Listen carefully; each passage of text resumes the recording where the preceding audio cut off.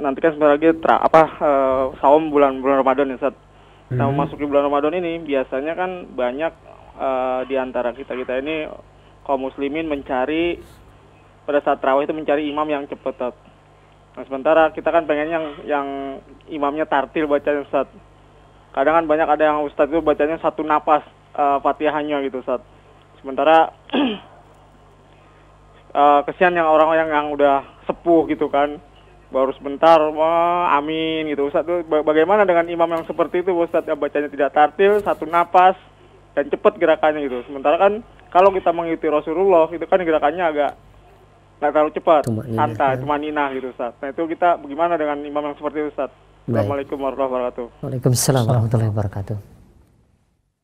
Di antara rukun yang harus dipenuhi dalam sholat adalah tumakninah.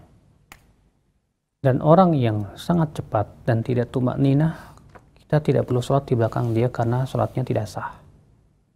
Dalam hadis yang dikeluarkan oleh Bukhari dan Muslim, ada seorang laki-laki masuk ke masjid dan sholat dengan cepatnya dan tidak tumakninah. Maka Rasulullah bersabda kepada dia, irji fasalli fa innaka lam tusalli. Kembalilah kamu sholat, kamu belum sholat. Akhirnya dia kembali lagi sholat. Setelah sholat, Rasulullah bersabda lagi, kembali kamu sholat, kamu belum sholat. Sampai 3 kali. Akhirnya dia minta diajarkan kepada Rasulullah SAW. Maka Rasulullah mengajarkan supaya dia tumakninah. Kalau misalnya dia sholat tarawih begitu cepatnya, ya, pertama dia membaca Al-Fatihah satu nafas, para ulama mengatakan bahwa ini termasuk kebid'ahan dalam agama.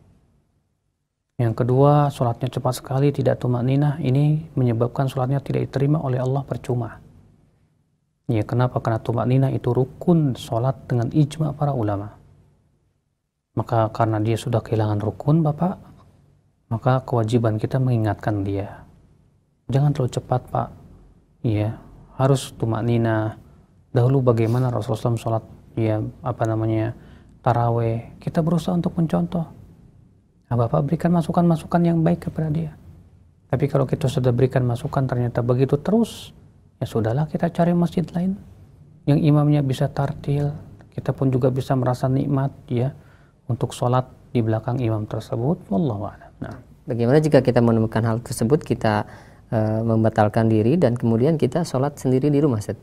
Kalau memang ternyata tidak tumakninah, yang berakibat tentunya sholatnya pun juga tidak diterima oleh Allah, ya tidak mengapa kita pulang ke rumah lalu kita sholat sendiri di rumah. Nah,